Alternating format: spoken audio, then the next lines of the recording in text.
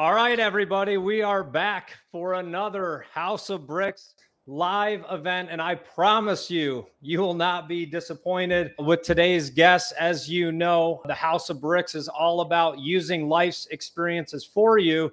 It is the challenges and the resistance that creates the growth. But a lot of people fall short in that time of resistance. It's actually the best time for you to make progress, but having the right mindset and the right people around you is what's really going to enable you to do that. You also know we're launching our Startup X program tomorrow for founders and startup businesses. And if anyone needs a strong mindset, it is an entrepreneur, because 9 out of 10 startups fail. It's probably higher than that because entrepreneurs don't like to admit when they fail. They just keep pushing and pushing forward. And today have a very special guest coming in from Ontario, Canada. Dr. JP, welcome to the show. Hey, thanks, Adam. Great to be here. Appreciate you jumping on. And so, as you know, I'm an athlete, and I find the link between being an entrepreneur and sports. And I know you work at the highest level with high-performing teams, top CEOs, and really talking about your last 8% system. And I'd love to have you share a little bit about that with our audience. Absolutely. Adam, what was your sport? So I played basketball, and no, that was not me dunking there. So I could dunk, just not in a game. So it's a big difference. On that Nerf hoop. Yeah. Yeah, exactly. Yeah. Hey, listen, there is a link, which is that when we're under pressure, there's a lot at stake. Right? When you're an entrepreneur and you're under a pressure, financial, emotional, as you said, entrepreneurs, I happen to be one, we don't like to admit mistakes. It's absolutely right on. But when we're under pressure, there's a lot going on. And there's this dichotomy of, because of the way the brain works, we don't do better under pressure. It's a myth, right? It's a complete myth. We think that Michael Jordan was better under pressure. He wasn't. He shot worse when he was shooting the free throw in a controlled situation, in a game, at the end of the game, in the playoffs, up a point, down a point, or tie. In that scenario, when you compare how he shot in that high-pressure situation compared to his season or even his playoff average, he shot worse, consistent with every basketball player in the history of the game. So and there's a whole bunch of other examples I can give you from sport, from business, but the bottom line is we're diminished under pressure. We are. Okay, that's point one. And here's the conundrum. At the same time that we're diminished under pressure, what we do under pressure has a bigger impact on the team around us. There's something called the cortisol effect. Cortisol is a stress hormone. When we're under pressure, there's more cortisol in our brain. One of the things that cortisol does is that it sears in memory in a more profound way. Adam, what was the most just heartbreaking loss you ever experienced in basketball? In basketball, let's see. It'd probably have to be, well, I know exactly what it was. So when I was 32 years old, you're going to love this, and you don't know it. Last year, right? Last year?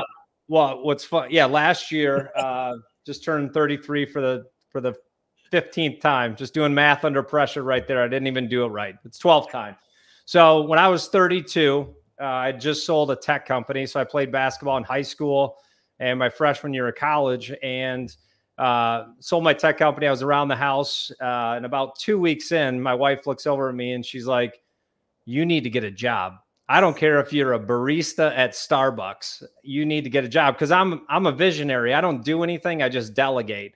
And so I woke up and started delegating tasks to her, and then she looked at me in the kitchen. I jumped out of the way of the frying pan. She's like, "You need to get a job." And so I played basketball at 32 years old, made a semi-pro basketball team, hadn't played for 12 years, and joined the Rochester, New York Razor Sharks. And they had won, I think, 4 out of the last 6 championships in the PBL. So we were locked and loaded to win it, and we ended up losing in the second round. So it was my one shot at winning a professional championship. And I don't care if it's minor leagues.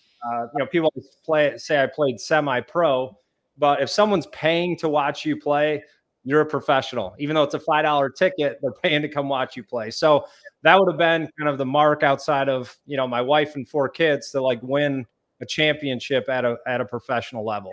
Right. And so the point that I want everyone to listen to is, you know, 12 years ago, whatever it is, and Adam can remember it like that. Because when we're under pressure, we have more cortisol in our brain. Cortisol is a stress hormone that sears in memory in a more profound way. So it's almost like this. We can do a lot of stuff when there's not pressure. And the people we're interacting with, our teammates, you know, in a business, our teams, they don't really take note. But when we're all under pressure, there's more cortisol in all of our brains. What you do in that moment is what gets seared into their brain. And if you're the leader, that's when you're creating culture on your team. So it's this conundrum. We're diminished under pressure, even though we don't think we are. We are. We don't think as clearly. We don't act as decisively or as, you know, kind of strategically. At the same time that we're diminished, we're having the biggest impact we ever have. So that says something, I hope, for everyone here. It says you got to get better at managing your brain under pressure. And so what we've done is we survey 40,000 people a month. We're big into research. We found that we have about 8% of situations that are higher pressure. So we've tried to quantify the pressure situations. So in the course of a day, you will be in a conversation with somebody on your team, Adam, and let's say it's not going so well, and you need to give them feedback. You probably, like most people, will get to about 85, 90, 92% of what you want to say. But when you get to that hardest part of the conversation and you start to see them reacting and you don't want to hurt their feelings, but you got to do what you got to do, you're in that moment. What we found is that for most people, it's around 8%. That last 8%, that's where we struggle to give that hardest feedback on conversations, to make that hard decision around decisions. And so we've quantified that it's at 8% that is where we're going to have our biggest impact, but we also have our biggest opportunity. And so that's really what the last 8% is. It's quantifying where we need to take risks. And then what we do is we help leaders manage their brain to be better in those moments. And it's really 2 parts. One is to create that last 8% leader, but also to create that last 8% culture on your team that can be high performing, and the two go together. Yeah, and that's really good. And I'm into the data too, and did my homework prior to getting this time with you today. And I heard you talk about it's kind of really the biggest illusion is communication, right? Like there really isn't communication at all. And so, putting yourself as an entrepreneur or CEO that's out there, and high performers, by the way, are often very bad leaders because the expectations they put on themselves, how do you measure that out to the people you're leading? But if your culture isn't the way you want it today, typical high performer is, I just listened to this podcast. You call a meeting. We're changing our culture. This is the way we're going to do things. Like, how do you make incremental change to start to change your culture? Yeah, that's a great question. And by the way, you're absolutely correct. Kind of individual athletes, even if they play on a team, don't generally make great coaches, great leaders. Michael Jordan's a great example, right? He's not a great leader. Never was when he played and after he played. And there's a whole bunch of reasons, including pressure they put on themselves, but also because they lack a lot of self-awareness. We know in the data that 90% of us think we're self-aware. Only about 10 or 15% of us are. And it's not surprising. And part of it is when we're under pressure, we get very self-referential. And that becomes a habit for athletes. So it's actually something you got to look out for. You're a father of, athletes. I know you do this because of the work you do, but it's really important that all of us in these parental roles really try to build our kids' self-awareness, actually more than anything, because one day they're not going to be in the show. They are going to be, like you and I, working in relationship, and you want them to have self-awareness so they don't, act and have impact that they're not aware of. But anyway, coming back to your next question, which is how do we grow this? Well, it's funny. There's some organizations we work with who say, well, I don't know if they say it, but it's just this belief that the senior leaders go away. They decide what are the values that we're going to have for our organization. They put them on the wall, put them on the, the deck, the PowerPoint deck. And that's our culture. And it's not. It's clearly not, right? Here's what we know. Culture gets created in last 8% moments when cortisol is high. We've done a study, 64 or 68, I can't remember in this moment. I think 64% of folks don't even know the values in their organization. So under pressure, you're going to expect them to be able to live those values? No. What happens is culture gets created in the hard moments. Like how you show up when you're under pressure, Adam, when you're feeling, you got to hit a deadline, you got to meet a client's need, you're going bankrupt, whatever. What you do in that moment, because that cortisol effect, that gets seared into the brain of your team. And it's not what you say, oh, these are our values. It's what you do in the hard moments. That's what becomes the culture, because culture really are, the way to define culture is that's the stories about how we do things around here. And that gets created in those last 8% moments. So the good news is not only do you want to build these skills to be better, to manage your brain in the last 8% for you to be that last 8% leader, but actually if you're better in those moments, that becomes the culture on your team. And that's exciting because now you've been on, let me ask you, I'd like you to tell me the best culture you've ever been at on a team. It could be your organization or a sport team. Right now, tell me the best organization you've been at in terms of culture. Simple answer. So when I was 16 years old, I had the honor of being an intern for Dan Gilbert, owner of Rocket Mortgage, owns the Cleveland Cavaliers. But it was at the time maybe 90, 100 team members. So I got a crash course MBA and being an entrepreneur.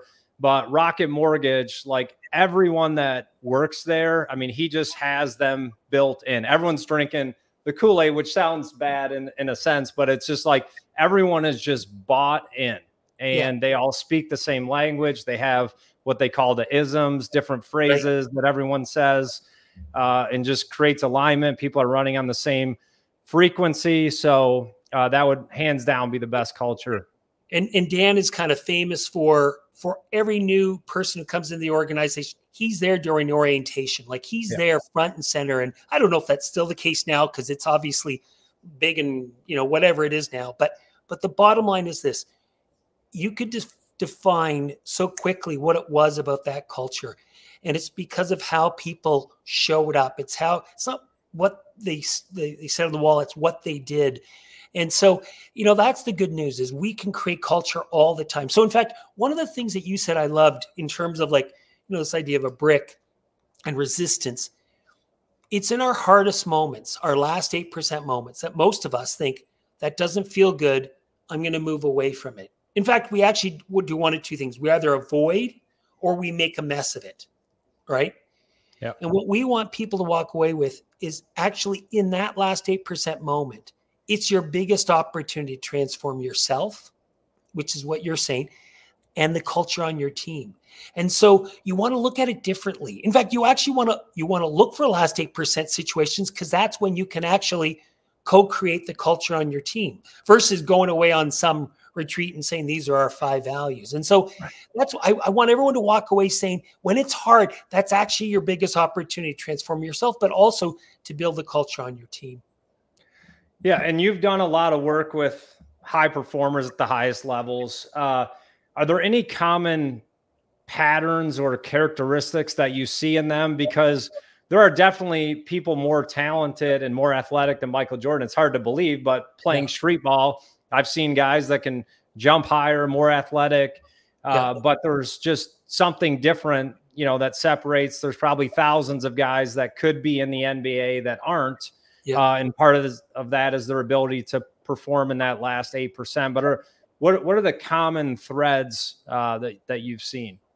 Yeah, it's funny. When I was working with the Orlando Magic, Tracy McGrady kind of came in and, you talk to folks in basketball and they'll tell you he was a better athlete, he had better talent in some ways than Michael Jordan. He had some freaky skills that came together. And I don't want to really call out Tracy. That's not really fair. But, if you don't have a drive, I mean, everyone does, but Mm-hmm. you got to be like in a normal distribution of a population, right? That top 10%, they have a huge drive, but we're talking about the top 10% of that 10%. They've even got more. So, I mean, drive is just so key. And so I think it's like two things, probably that ability to have to be driven, which Michael clearly was, and so are so many other athletes. But if you twin drive with self-awareness, then it's really powerful. Because I've been to 6 Olympic Games, and there's some young athletes who go to an Olympics and they're in over their skis and they're overwhelmed and they don't do so well. And when they go back to their second Olympics, there's some athletes who recognize what happened and they have self-awareness to say, hey, I got to get a bit better at that. And so they work at it. And so that's that self-awareness, that aggressive learning. And there's some athletes who don't. And I'm not saying Tracy didn't, because I don't know him, quite frankly, really. But I think it's both the drive, but twinned with the self-awareness, at least for the kind of more individual athlete. I would say those are two key qualities. For the leader, I can tell you it's almost the same, but it's self-awareness and not drive. Drive matters, but it's flexibility. Can you be flexible compared to, what's going on in your world? What's Adam? What drives him? If for me as a leader, if I can understand what drives you, that's going to make a big difference. So it's like that self-awareness with flexibility to then change based on the external environment and the internal environment. That's what we know from the research. Well, if you figure out how to understand me, I'm sure my wife will become a client immediately. So, and everyone around me. So good luck with that. But it's funny you brought up Tracy McGrady. I'll go ahead and say something. I unfollowed him because he said Steph Curry wasn't one of the top 10 basketball players of all time. So I said, he did great, good player, but lost some credibility with me there. But I always get sucked into the basketball conversations. Entrepreneur, last 27 years, we're now coaching and leading and advising other entrepreneurs. We got connected through David Meltzer. You may or may not know, but now I'm sponsoring one of his episodes on the 2-minute drill, which is for entrepreneurs to come in and, hey, there's tons of great products out there, tons of great business, but if you can't perform in that 2 minutes of pressure, it's a missed opportunity, because you never know. We're all one conversation away from changing the rest of our life and our business. So any advice for entrepreneurs that are out there and how they can prepare for this 2 minutes? That's a great question. It's a bit of an odd, there's two things. One is we think under pressure, we have to perform better than we've ever performed before to succeed. That's the story we tell ourselves. Under pressure, I need to be better than I've ever been before, especially as we go to higher levels. In that 2 minutes, I got to be better than I've ever been before to be successful. But here's the thing. You will be compromised. Like, that's wrong. That's a myth. You will make a mistake. So I want to tell everyone who goes into that 2 minutes, you will make a mistake. You will. So then here's the key. If you tell yourself a different story, it makes all the difference. I don't need to be perfect to be successful. In fact, when I'm not perfect, which I expect not to be, where I'm going to win is in letting go of that quicker than everyone else. Because what happens is that if you go into that 2 minutes and think, I got to be perfect, and you're imperfect, you get a downward loop. You're like, oh shit, I made excuse my language, a mistake. And you get a bit of shame, embarrassment, and it starts to go, and you start to panic. No, you're going to make a mistake. Let it go. Right? That's the key right there. Right? It is truly having that amnesia. And be okay that there's so much more that's coming out of that 2 minutes than one small mistake. That's the key. Change the story. Change the story. You don't need to be perfect. You won't be perfect. What you want is to be better at letting go quicker than the next person. Yeah, and your mistakes are always bigger to you. When you're giving a presentation, everything stands out. And one of the things we talked about on the office hours with David is we always fail, to the level of our preparation. We don't rise to the occasion. That's it. Putting in the work in advance, and there's different things you can do. Adjust your shirt when you make a mistake, or like some sort of action, right? That resets you. And so as we were talking about just that time and the preparation, you were talking about, it's the story that we tell ourselves. And I read recently, like the only reason our past exists is so we make better decisions in the future. And so people hold on to things in the past, and it's a story we tell ourselves. Do you have any advice on how people can reframe previous actions for future results? Yeah. Gosh, I mean, in a short moment, hard, but the path is clear. Get a coach. I mean, that's the good work you're doing, Adam. That's the good work that, if you're an entrepreneur, get a coach. Oh my gosh. Michael Jordan needed a coach. Wayne Gretzky needed a coach. LeBron James needed a coach. We all need a coach. And so to me, and I've always had either a coach, as I say it, in the last 17 years, either a coach or a therapist. When my life's going well, it's a coach. It's not going so well, I get to have a therapist. But the bottom line, though, is that I have that person who I can call up and literally go, Solomon, hey, you know what? I'm struggling with this. Made a mistake. This didn't go well. Struggling with a conversation I need to have. And you kind of play it out. And you actually get all your anxiety. You learn, but you get all your anxiety out. So now I'm going to turn and have this meeting with you, Adam, and I got to give you feedback. I come in as a bit more of a non-anxious presence. I'm not coming in like, because I know what I'm going to say is going to upset you. So I'm like anxious. So we've got to do some self-regulation first. So that's it. So the path is have a coach and learn tools of self-regulation, which are out there, right? I mean, that's what we teach, but it's out there. It doesn't have to come from us. This is the golden age of education. There's, as you know, podcasts and books and just videos. It's just an incredible time, the golden age to learn. And that's that self-awareness, right? To learn, to be an aggressive learner. I'll tell you my favorite set of all of our research. High performers make mistakes, but they extract 3 to 5 times more information from the same opportunity to learn as an average performer, right? So it's like no ego. It's like, is this going to help me get better? Great, take it on. So that to me is the key. Well, that's great. And typical guy answer is therapy when there's a problem, right? So my wife's like preventative. Well, everything's good. I was like, there's nothing wrong, And then I find out things are going wrong when I ask. So, but yeah, that's great feedback there. And then what I was going to ask you, so we really talk about 3 types of relationships in the House of Bricks. One is being mentored from someone else. The second is peer-to-peer relationships, right? Yep. Having someone to climb the mountain with together. But where I feel like a lot of people miss out is mentoring other people, right? Yeah. And no matter where you are in life, you have something that you can share and empower someone else with. Is there any science to support the value of mentoring others for your own development? Yeah, it is. There's a lot. In fact, in our programs, part of what we do is we set up these peer coaching relationships where you're coaching another individual and just what you're saying, to sit there and to be not being coached, which is hugely valuable, but you're actually in a position to kind of serve someone else, to ask good questions, not give advice, but ask good questions.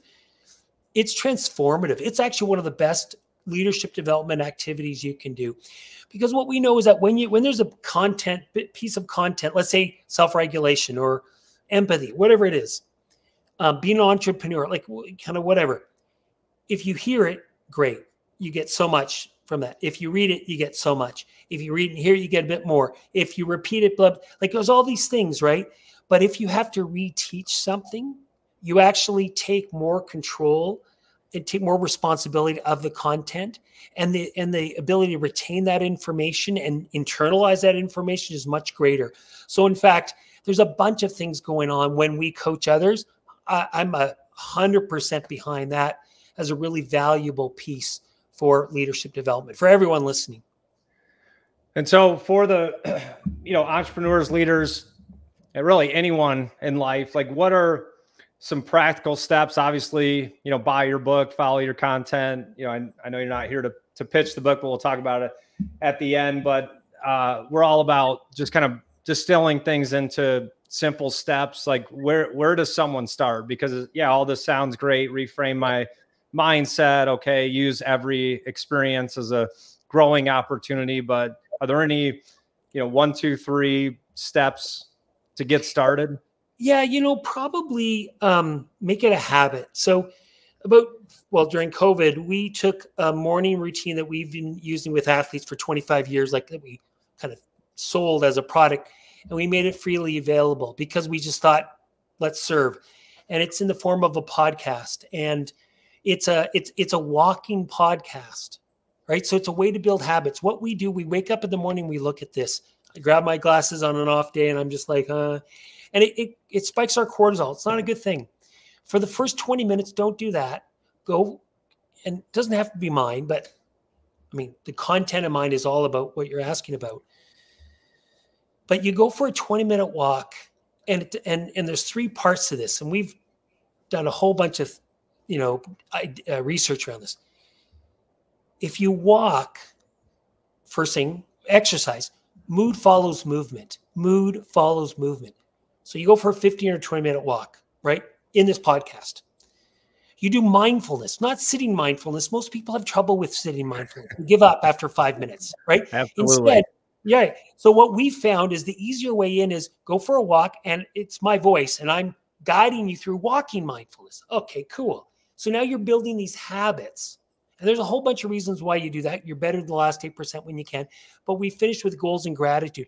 The point is you've got to find habits that help you start your day and kind of through the course of your day where you're really managing your brain. That's kind of it. I mean, there's a lot more, but that's probably the best place that I would say people, can get. Like there's like 170 episodes, so 170 ideas of the day, kind of some of the stuff we've talked about here. So there's lots of good stuff there. Well, I'm going to subscribe to that because I've tried meditation and there's a bird. Oh, there's a dog. Exactly. I'm like, these people meditating for 30, 45 minutes, and it's just not scalable. I see successful people now too, like their morning routine is an hour and a half, they're 30 minutes in the sauna, they're in the ice bath, they're meditating, they're journaling. I'm like, who has time? Who has time for that? Like, I guarantee you, Jeff Bezos, when he started, was not, meditating all day. They're working. Like, go to work, So I totally agree. Having that's something. What we found. That's what we kept it really short for that reason, right? Just go for a 15 or 20-minute walk, and then and it helps you start your day really more on purpose, which is again something I know you would probably talk about, but that's really important for folks, especially as an entrepreneur, because it's so easy to get pushed when things aren't going great, when you have a bad week, a bad quarter, results aren't there. So you got to manage yourself because you're setting the tone. Everyone, you're setting the tone for your team and how you show up. And I'm glad you just mentioned that. So with the team culture, as your business grows, you want to recruit people that fit within your culture. And with this mindset, what are some of the characteristics you would look in building a team in, as you start to hire more people? What are some characteristics that you look for to build a strong team? Yeah, gosh, that's a great one. I'd probably go back to this kind of self-awareness and this flexibility. I would ask them real questions around times when they've learned, through hard moments. Like the technical stuff, you're going to figure that out. They have it, they don't have it, but it's more fit. It's more fit than anything. And I'd say maybe this final one is, do they have a history of being courageous in the last 8%, of having that hard part of the conversation? Because for a lot of people who are not aggressive learners, it's hard for them to learn that stuff. If you're an aggressive learner, you can do it. But if they're both not an aggressive learner and they avoid kind of hard situations, then you're in trouble. So I would probably say courage would be right up there as well in your hires.